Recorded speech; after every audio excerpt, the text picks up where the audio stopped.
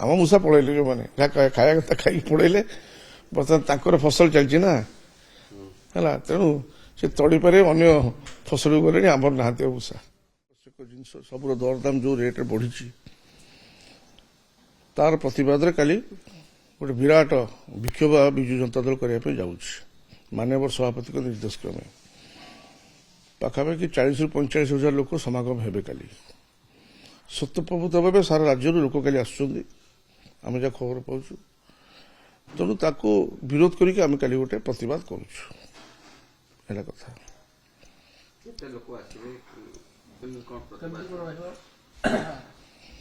ସାରା ଓଡ଼ିଶାରୁ ଆସୁଛନ୍ତି ଲୋକମାନେ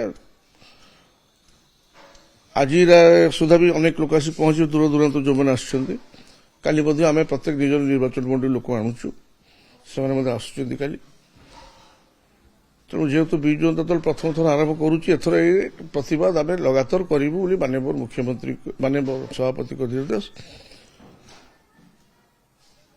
ଏଇ ଯୋଉ ବିଗତ 6-7 ମାସ ଭିତରେ ଅନେକ କିଛି ଘଟଣା ଘଟୁଛି ଯେବେ ବିଗତ 24 ବର୍ଷ ଭିତରେ ହେଇନଥିଲା ପ୍ରତ୍ୟେକ ବ୍ଲକ 314 ବ୍ଲକରେ ଆପଣ ଦେଖିବେ ପ୍ରତ୍ୟେକ ଜାଗାରେ ବର୍ତ୍ତମାନ ବ୍ଲକ ପ୍ରଶାସନ ପୁରା ସ୍ଥାଣୁ ଅବସ୍ଥାରେ ବର୍ତ୍ତମାନ ଯୋଉମାନେ ଆମ ସମୟରେ କାମ କରିଛନ୍ତି ଗରିବ ଲୋକ ଯୋଉମାନେ କାମ ଖଣ୍ଡିଏ କରିଛନ୍ତି ତାଙ୍କୁ ବିଲ୍ ମିଳୁନି ଡେଭଲପମେଣ୍ଟ ୱାର୍କ ପାଖାପାଖି ଠପ୍ ହେଇଗଲାଣି ସବୁ ଜାଗାରେ ଆଉ ଅତୀତରେ ଯେତେବେଳେ ଆମ ଓଡ଼ିଶା ନବୀନ ଓଡ଼ିଶାର ଅନେକ କାର୍ଯ୍ୟକ୍ରମ ପ୍ରତ୍ୟେକ ପଞ୍ଚାୟତକୁ ପ୍ରଚୁର ପଇସା ଦିଆଯାଇଥିଲା ସେ ପରିପ୍ରେକ୍ଷୀରେ ଅନେକ କାମ ମଠ ମନ୍ଦିର ରାସ୍ତାଘାଟ ସବୁକିଛି ହେଇଛି ଯୋଉ କାମ ସରିଯାଇଛି ତାର ବିଲ୍ ମଧ୍ୟ ଦଉନାହାନ୍ତି କାଟେଗୋରିକାଲି ଇଏ ଅମୁକ ଲୋକ ସେ ତା ଲୋକ ସେ ବିଜୁ ଜନତା ଦଳ ଲୋକ ତାର ବିଲ୍ ବନ୍ଦ କରିଦେବ ଆରେ ତାର ଦୋଷ କ'ଣ ଅତି ଛୋଟ ଛୋଟ ଘଟଣା ହେଉଛି ବ୍ଲକ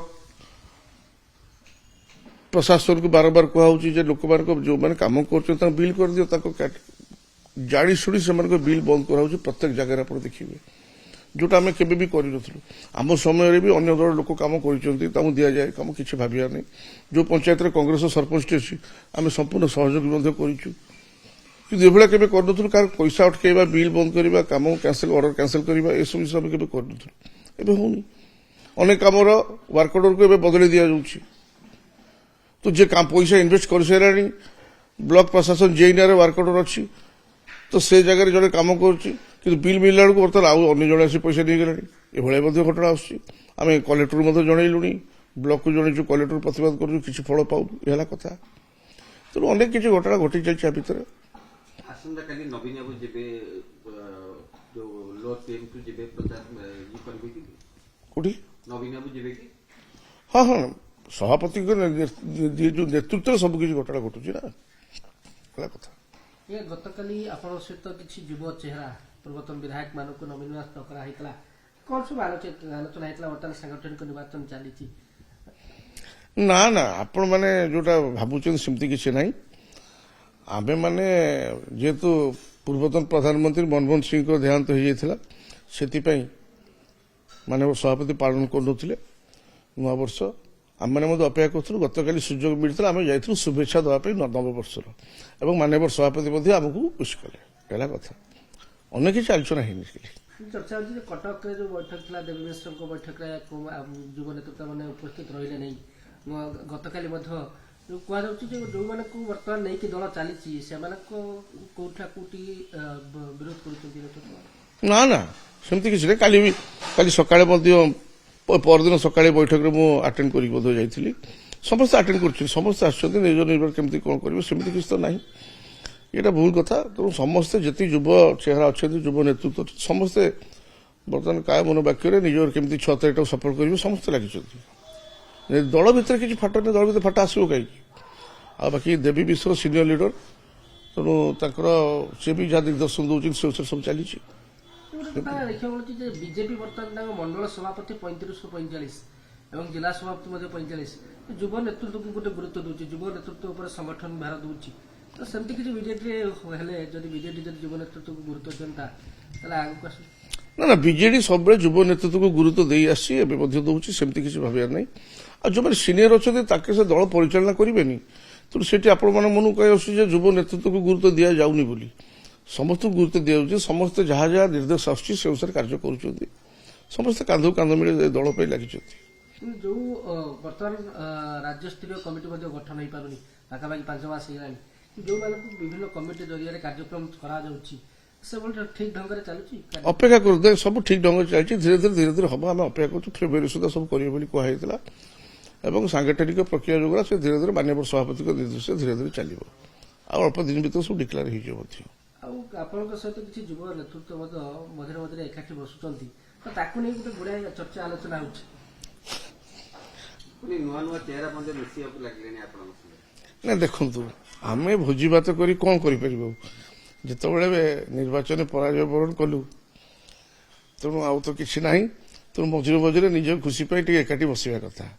ଯେହେତୁ ସମ୍ପର୍କ ଅନେକ ପୁରୁଣା, ସାନ ବେଳୁ ସମ୍ପର୍କ ଆମ ଭିତରେ, ଯେହେତୁ ବାପା ମାନେ ଏକାଠି ସବୁ ଥିଲେ, ତ ସେ ଦୃଷ୍ଟିରୁ ଆମେ ଏକାଠି ଟିକେ ଭୋଜି ଭାତ କରି କୋଉଠି ବସିଯାଉ, ଟିକେ କଥାବାର୍ତ୍ତା ହଉ। ତ ଆଦେହରେ କିଛି ରାଜନୈତିକ ଉଦ୍ଦେଶ୍ୟ ନାହିଁ, କିଛି ନାହିଁ। ତାକୁ ଗୋଟେ ଏତେ କଲର କରାଯାଉଛି, ଆମେ ହସ ଲାଗୁଛି ଭାବିଲା ବେଳକୁ, କିନ୍ତୁ ସେମିତି କିଛି ବି ନାହିଁ ତା ଭିତରେ। ଆମେ ରାଜନୀତିକୁ ଦେଖନ୍ତୁ, ପରିବାରଟା ହେଲା ବିଜୁ ପରିବାର, ନବୀନ ପରିବାର। ଆମେ କୁଆଡେ ଯିବୁ? ଆମେ ଶେଷ ପର୍ଯ୍ୟନ୍ତ ନବୀନ ପଟ୍ଟନାୟକ କୁଆଡେ ଛାଡି ଯାଇପାରିବୁ, ଦଳକୁ ଛାଡି ଯାଇପାରିବୁ? ତ ସେମିତି ମନ ଭିତରେ କାହିଁ ଆସୁ? ଆମେ ଏକାଠି ଯେମିତି ଆପଣମାନେ ବସୁଛନ୍ତି ସେମିତି ଆମେ ବି ବସୁ ଏକାଠି, ଠିକ ହେଲା କଥା। ପ୍ରକୃତରେ ଯୋଉମାନେ ବିଜୁ ପରିବାର ସେମାନଙ୍କୁ ଦଳ ବର୍ତ୍ତମାନ ଦାୟିତ୍ୱ ଦେବାର ବେଳ ଆସେ। ଦଳ ସେମିତି ଦଳର ସର୍ବେ ସର୍ବା ହେଲେ ମାନ୍ୟବର ସଭାପତି ନବୀନ ପଟ୍ଟନାୟକ। ସେ ଯାହା ଅନୁଭବ କରିବେ, ଯାହା ନିର୍ଦ୍ଦେଶ ଦେବେ, ଆମେ ସମସ୍ତେ ମୁଣ୍ଡପାତି ଆଜି ପର୍ଯ୍ୟନ୍ତ ସହି ଆସୁଛୁ ଏବଂ ତା ନିର୍ଦ୍ଦେଶକୁ ଅକ୍ଷର ଅକ୍ଷର ପାଳନ କରି ଆସୁଛୁ। ଆଗାମୀ ଦିନ ମଧ୍ୟ ସେୟା ହିଁ ହବ।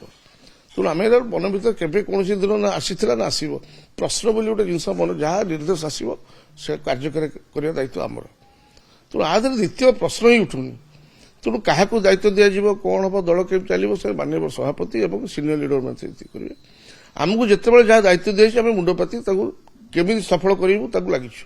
ଆଗାମୀ ଦିନ ଦେବେ ତାହା ମଧ୍ୟ କରିବୁ। ଗତକାଲି ଯୋଉ ସାଂଗଠନିକ ନିର୍ବାଚନ ସଭ୍ୟ ସଂଗ୍ରହ ନେଇକି କଣ କିଛି ଆଲୋଚନା ହେଲା, ସଦସ୍ୟତା ଯୋଉ ଚାଲିଛି? ସେ ଦଳର ଆଭ୍ୟନ୍ତରୀଣ କଥାବାର୍ତ୍ତା ଯାହା ହଉଛି ସିନିୟର ଲିଡର ମାନେ କରୁଛନ୍ତି, ଆମେ ତା ବିଷୟରେ କିଛି କହିବାର ଆବଶ୍ୟକତା ନାହିଁ। କିନ୍ତୁ କଥାଟା ହଉଛି କଣ, ଯାହା କିଛି ଯୁବ ନେତୃତ୍ୱକୁ ଆପଣ ଯୋଉ ପ୍ରଶ୍ନ ଉଠାଉଛନ୍ତି ସେମିତି କିଛି ନାହିଁ। ଦଳ ଏପର୍ଯ୍ୟନ୍ତ ମଧ୍ୟ ଗୁରୁତ୍ୱ ଦଉଛି, ଯେମିତି ଅତୀତରେ ଦେଇଛି, ଆଜି ମଧ୍ୟ ଦଉଛି, ଆଗାମୀ ଦିନ ମଧ୍ୟ ଦବ। ଆଉ ଅନେକ ଜିନିଷ ଆଉ ଧୀରେ ଧୀରେ ହଉଛି, ପ୍ରକ୍ରିୟା ଚାଲିଛି, ହବ। ଗତକାଲି ଆଉ କଣ ଆଲୋଚନା ହେଲା ବୈଠକରେ? କିଛି ବୈଠକରେ ଗତକାଲି ଆମେ ସିମ୍ପଲି ଯାଇଥିଲୁ କେବଳ ୱିଶ୍ କରିବା ପାଇଁ, ମାନ୍ୟବର ସଭାପତିକୁ ୱିଶ୍ କଲୁ, ମାନ୍ୟବର ସଭାପତି ମଧ୍ୟ ୱିଶ୍ କଲେ। ତାପରେ ଆମେ ଗଲୁ ପୂର୍ବତନ ବିଧାୟକ ବାଦଲ ଭାଇଙ୍କ 11କୁ, ମାନ୍ୟବର ମୁଖ୍ୟମନ୍ତ୍ରୀ ଯାଇଥିଲେ, ଆମେ ବି ତାଙ୍କ ପଛ ଯାଇଥିଲୁ। ଆଉ କିଛି ଆଲୋଚନା ହେଇନି। ଯୁବ ଚେହେରାଙ୍କୁ ଆଗକୁ ଦେବା ନିହାତି ଆବଶ୍ୟକତା ଅଛି ବିଜେପି। ସାରା ଭାରତ ବର୍ଷରେ ବର୍ତ୍ତମାନ ଯୁବ ଚେହେରାକୁ ଆଗକୁ ଆସୁଛନ୍ତି। ତ ସେ ପରିପ୍ରେକ୍ଷୀରେ ଓଡ଼ିଶା ତାଦେହରୁ ବାଜିବ କେମିତି? ନିଶ୍ଚିତ ଭାବରେ ସମାଜକୁ ଆଗକୁ ନେବାକୁ ହେଲେ ଯୁବ ଚେହେରା ମାନଙ୍କୁ ଆଗକୁ ଆସିବାକୁ ପଡିବ। କାରଣ ଧୀରେ ଧୀରେ ଅନେକ ଯୁବ ଚେହେରା, ଯୁବ ମାନସ ପଟା ପରିବର୍ତ୍ତନ ହେଇଗଲାଣି, ରାଜନୀତିରୁ ଦୂରେଇ ଗଲେଣି ବହୁତ କିଛି।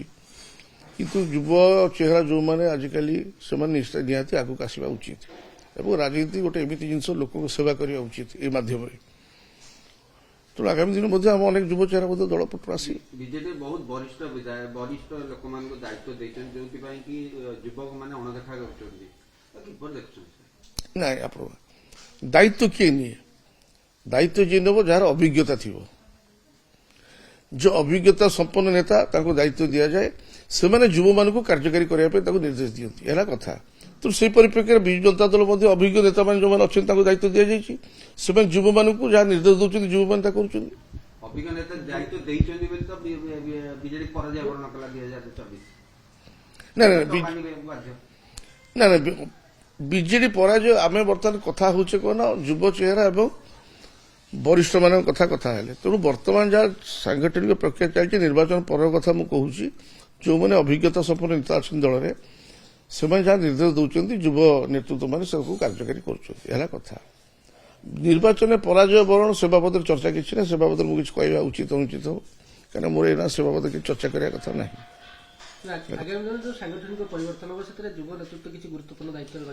ସବୁ ମାନ୍ୟବର ସଭାପତିଙ୍କ ନିର୍ଦ୍ଦେଶ, ଯୋଉଟା ଚିନ୍ତା କରିବେ, ଦଳ କେମିତି ବିଚାର ବିମର୍ଶ କରୁଛନ୍ତି, ଦଳ ଯୋଉମାନେ ଅଭିଜ୍ଞତା ସମ୍ପନ୍ନ ସିନିୟର ଲିଡର ଅଛନ୍ତି ତାଙ୍କ ସାଙ୍ଗରେ ମାନ୍ୟବର ସଭାପତି ମଧ୍ୟ ଆଲୋଚନା କରୁଛନ୍ତି। ପର୍ଯ୍ୟାୟକ୍ରମେ ଆଲୋଚନା ଚାଲିଛି। ଆପଣମାନେ ଦେଖୁଥିବେ ଆମର ପ୍ରତ୍ୟେକ ଦିନ ଶଙ୍ଖ ଭବନରେ କିଛି ନା କିଛି ଆଲୋଚନା ଚାଲିଛି। ସେ ଅନୁସାରେ କଣ କରିବେ ଆଗାମୀ ଦିନ ଆପଣମାନେ ଜାଣିବେ। ସାର୍, ଆପଣ ମୂଷା ଅପାଖ୍ୟାନ କରିଥିଲେ, ମୂଷା କୁଆଡେ ଗଲା? ମୂଷା ସେ ମୂଷା ଅପେକ୍ଷାରେ ଗଲାଣି, କାହିଁ ତା ବିଷୟରେ କହିବା। ମୂଷା ଯେତିକି ଧାନ ଖାଇଗଲେ ଗଲେ, ପଳେଇଲେ ଖାଇକି ପଳେଇଲେ। ବର୍ତ୍ତମାନ ଅନ୍ୟ କିଆରି ଖୋଜୁଛନ୍ତି, ମୂଷା ତାହେଲେ ଅନ୍ୟ କିଆରିକି ପଳେଇବେ ସାର୍? ଆଉ ଯିବେନି। ଆମର ତ ଫସଲ ସରିଗଲା, ଅନ୍ୟ କିଆରି ଯିବେନି ଯୋଉଠି ଫସଲ ହେଇଛି ହେଲା। ମୌସୁମୀ ଭଲ ଆସିଛି, ସ୍ୱାଭାବିକ ବୃଷ୍ଟିପାତ ହେଇଛି, ଆଉ ଏତେ ଧାନ ଭଲ ହେଇଛି ଯେ ଅନ୍ୟ କିଆରି ସେ ଯିବେ, ଯେମିତି ହେଲେ ଯିବେ। ଆଦରେ ଭାବିବାର କ'ଣ ଅଛି। ଏବେ ବି ଅଛନ୍ତି। ମୂଷା କ'ଣ ମୂଷା ବଂଶକୁ ନିପାତ ହେଇପାରନ୍ତି? ମୂଷା ପ୍ରଜୋଜନ କ୍ଷମତା ତାଙ୍କର ବହୁତ ଅଧିକା। ତେଣୁ ସେ କ'ଣ ମଣିଷ ହେଇଛନ୍ତି? ତେଣୁ ମୂଷା ରହିବେ। ମୂଷା ବଂଶ କ'ଣ ଲୋପ କରି ହବ? କେମିତି ସଫା ହବ, କ'ଣ ମେଡିସିନ? ସଫା ମୂଷାକୁ ଆପଣ କରିପାରିବେ। ମୂଷାକୁ ଦୂରେଇ ରଖାହବ, ତା ପାଇଁ ଆପଣ ପ୍ରତିକାର କରିବେ। ଆପଣଙ୍କର ଧାନ ଫସଲ ରଖାହବ। ଆପଣ ସମ୍ପୂର୍ଣ୍ଣ ମୂଷା ବଂଶକୁ ନିପାତ କରିବା ପାଇଁ ଯୋଜନା କରିବେ, କେମିତି ହେଇପାରିବ? ଏ ଭୁଲ ଧାରଣା କିଏ ମୁଣ୍ଡରେ ପୁରେଇଲା? ତ ମୂଷା ସବୁ ଜାଗାରେ ଖାଇବେ। ଆପଣମାନେ ସବୁ ଯାହା ଅମଳ ହବ ସବୁ କ'ଣ ଖାଇବେ? କିଛି ଠାକୁରକୁ ଅର୍ପଣ କରିବେ, କିଛି ମୂଷା ଖାଇବେ ହେଲା, ଦିଅ ଦେବତାକୁ ଦେବେ। ତ ନାଇଁ, ଆଉ ସବୁ ଫସଲ କ'ଣ ଖାଇହବ? ସେ ପ୍ରତିକାର ଆରମ୍ଭ ହେଲାଣି ଦଳ ଭିତରେ। ଦଳ ଭିତରେ କଥା ପ୍ରତିକାର, ମୂଷା କଥା ପଡିଛି, ମୁଁ ମୂଷା କଥା କହୁଛି। ଦଳ କିଛି ଆପଣ ମାନେ ପ୍ରତିକାର କଲେଣି? ପ୍ରତିକାର କିଛି ନାହିଁ। ଶୁଣନ୍ତୁ, ପ୍ରତିକାର କିଛି ନାହିଁ। ଦଳ ବର୍ତ୍ତମାନ ଦେଖନ୍ତୁ ପୁନଃ ସୁସଂଗଠିତ ହେଇକି ପୁଣି ଆଗାମୀ ଦିନରେ କେମିତି କ'ଣ ହବ ଆଜି ଦେଖୁଛନ୍ତି। ଆପଣମାନେ ଗଣମାଧ୍ୟମ ଦେଖୁଛନ୍ତି ଯେ ଏଇ ଯୋଉ ଫସଲ ହାନି ହେଲା, ମାନ୍ୟବର ସଭାପତି ନବୀନ ପଟ୍ଟନାୟକ ଯୋଉ ଜିଲ୍ଲାକୁ ଗସ୍ତ କରୁଛନ୍ତି, ସେ ପରିପ୍ରେକ୍ଷୀରେ ବାଲିକୁଦା ବ୍ଲକ ମଧ୍ୟ ଯାଇଥିଲେ। ଏବେ ମୁଁ ନିଜେ ଥିଲି ସେଠି। ଲୋକ ସ୍ୱତଃପ୍ରବୃତ୍ତ ଲୋକ ଭଲ ପାଇ ଆପଣ ଦେଖିବେ, ଆଶ୍ଚର୍ଯ୍ୟ ହେବେ। ଯୋଉ ଜାଗାକୁ ଯାଉଛି ନବୀନ ପଟ୍ଟନାୟକ, ଆମେ ନିଜେ ଆଶ୍ଚର୍ଯ୍ୟ ହଉଛୁ। ଗଣମାଧ୍ୟମରେ ଯୋଉ ସୋସିଆଲ ମିଡିଆରେ କେତେ ପ୍ରକାର କଥା ଆସୁଛି, କିନ୍ତୁ ଆମେ ଆଖିରେ ଯାହା ଦେଖୁଛୁ, ଯୋଉ ଜାଗାକୁ ଯାଉଛି ନବୀନ ପଟ୍ଟନାୟକ ପ୍ରତି ଲୋକଙ୍କୁ ଭଲ ପାଇବା ଅତୁଟ ଅଛି ଏବଂ ପୂର୍ବାପେକ୍ଷା ଆହୁରି ଅଧିକା ଅଛି। ହେଲା କଥା। ତେଣୁ ଆମେ ସେ ସୁବର୍ଣ୍ଣ ସୁଯୋଗକୁ ଅପେକ୍ଷା କରୁଛୁ। ଆମେ ତ ନିଶ୍ଚିତ ଭାବରେ ଆଉ ଥରେ ଦେଖିବାକୁ ଚାହିଁବୁ ମାନ୍ୟବର ସଭାପତି ନବୀନ ପଟ୍ଟନାୟକଙ୍କୁ ମୁଖ୍ୟମନ୍ତ୍ରୀ ଭାବରେ। ତେଣୁ ଲୋକଙ୍କୁ ଭଲ ପାଇବା ଦେଖିକି ଯାହା ଖୁସି ଲାଗୁଛି ଏତିକି ଯେ ଲୋକ ଭୁଲି ନାହାନ୍ତି ନବୀନ ପଟ୍ଟନାୟକ। ୟଙ୍ଗ ମାସ୍ ଏକାଠି ହେଇକି ମୂଷାକୁ ତଡ଼ିଦେବେ ପାଟିରୁ? ୟଙ୍ଗ ମାସ୍ ଏକାଠି ବସିଛନ୍ତି, ଟିକେ ଆପଣମାନେ ସେମାନେ ମଣିଷ, ତ ସେମାନଙ୍କ ଜୀବନରେ ବି କିଛି ରିଲାକ୍ସେସନ ଦରକାର। ତେଣୁ ଏକାଠି ବୈଠକ ବସିକି କଥାବାର୍ତ୍ତା ହବା, ଗପସପ ହବା, ଆଧାରେ କୌଣସି ଅସ୍ୱାଭାବିକତା ନାହିଁ। ମୂଷାକୁ ତଡ଼ିବା ପାଇଁ ଯୋଜନା ହବ? ମୂଷା ନାହାନ୍ତି।